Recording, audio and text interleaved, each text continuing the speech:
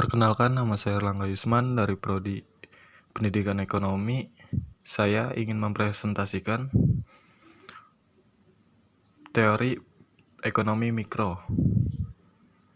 Yang pertama ialah faktor penggerak kegiatan ekonomi. Kebutuhan ekonomi sifatnya tidak terbatas, kelangkaan, ketersediaannya terbatas, pilihan, alternatif, opportunity, cost, penggunaan sumber daya untuk tujuan tertentu. Konsep ekonomi dibedakan antara kebutuhan dan keinginan. Definisi ilmu ekonomi. Ilmu ekonomi sangat penting bagi manusia untuk mengelola sumber daya yang sifatnya terbatas agar dapat digunakan secara efisien. Samuelson dan Northus, 1998. Dikelompokkan dalam ilmu ekonomi mikro dan ilmu ekonomi makro. Ekonomi mikro, teori harga, menitibaratkan pada perilaku ekonomi individu rumah tangga, perusahaan, dan pasar dalam mengelola sumber daya ekonomi secara efisien. Sedangkan ekonomi makro menitibaratkan pembahasan tentang perekonomian secara keseluruhan, agregatif, pengangguran, inflasi, pertumbuhan ekonomi, dan perdagangan internasional. Kegiatan dan sumber daya ekonomi. Kegiatan ekonomi, 3 macam kegiatan pokok ekonomi atau aktivitas ekonomi. 1. Konsumsi, 2. Produksi, 3. Pertukaran.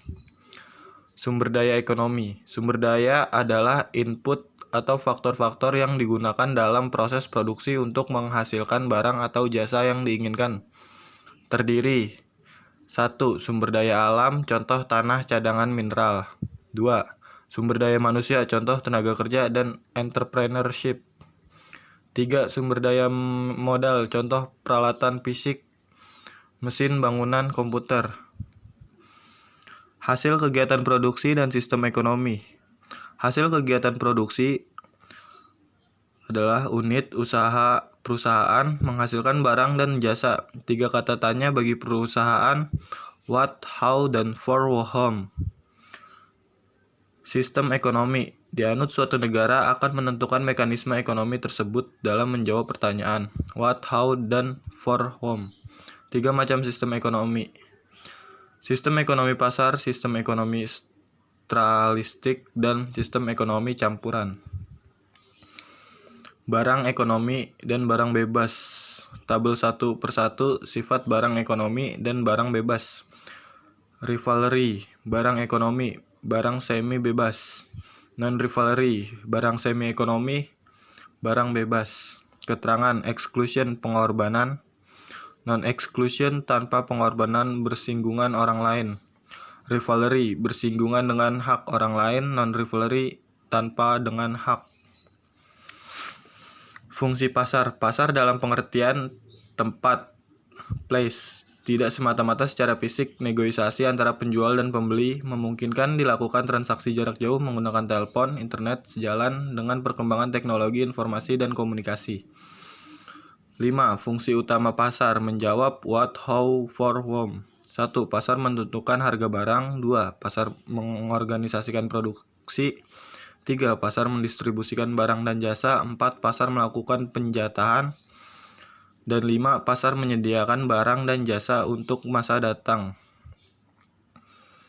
Berikut adalah diagram alir melingkar kegiatan ekonomi. Mekanisme pasar. Teori permintaan. Permintaan pasar dan kurva permintaan menunjukkan hubungan antara jumlah barang yang diminta dari berbagai tingkat harganya. Hukum permintaan, law of demand, menyatakan bahwa jika harga naik, maka jumlah permintaan turun ceteris paribus atau sebaliknya. Ceteris paribus adalah asumsi bahwa faktor-faktor lain atau selain harga dianggap konstan. Permintaan pasar adalah akumulasi dari seluruh permintaan individual. Faktor-faktor yang mempengaruhi permintaan suatu barang, harga barang lain, selera, pendapatan, ekspektasi, dan faktor non-ekonomi.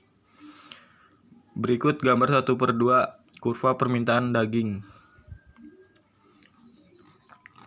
Mekanisme pasar lanjutan. Gambar 1/3 kurva perubahan jumlah barang yang diminta. Berikut gambarnya. Dan gambar 1/3b kurva perubahan permintaan, dan berikut gambarnya. Mekanisme pasar, teori penawaran. Penawaran pasar dan kurva. Penawaran pasar adalah keinginan atau kemampuan penjual menawarkan atau memproduksi sejumlah barang pada berbagai tingkat harga. Hukum penawaran, hubungan antara jumlah barang yang ditawarkan terhadap perubahan harga adalah searah, ceteris paribus. Faktor-faktor yang mempengaruhi penawaran, biaya produksi, tingkat persaingan, teknologi, ekspektasi pasar, dan faktor non-ekonomi yang lain. Berikut adalah gambar 1/4 kurva penawaran daging. Mekanisme pasar lanjutan.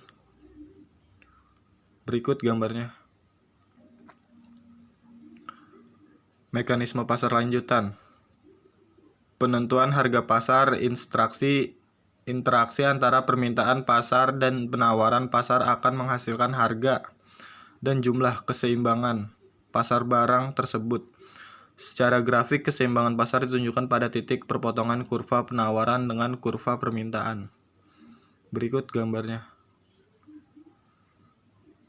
Harga dasar, harga tinggi. Suatu kebijakan pemerintah dalam perekonomian untuk mempengaruhi bekerjanya mekanisme pasar yang bertujuan mengendalikan keseimbangan pasar. Harga dasar adalah harga eceran terendah yang ditetapkan oleh pemerintah terhadap suatu barang disebabkan oleh melimpahnya penawaran barang tersebut di pasar. Harga tertinggi adalah harga maksimum yang ditetapkan berkenaan dengan menurunnya penawaran barang di pasar. Permintaan melakukan operasi pasar. Pemerintah melakukan operasi pasar.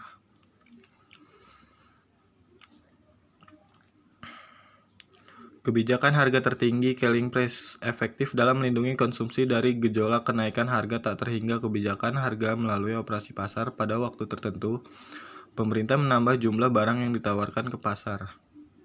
Kebijakan harga terendah efektif melindungi produsen dari penurunan harga barang sampai tak terhingga.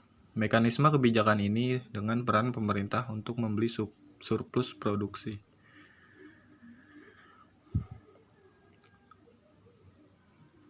Ya, hanya itu yang saya dapat sampaikan. Kurang lebihnya mohon maaf. Wassalamualaikum warahmatullahi wabarakatuh.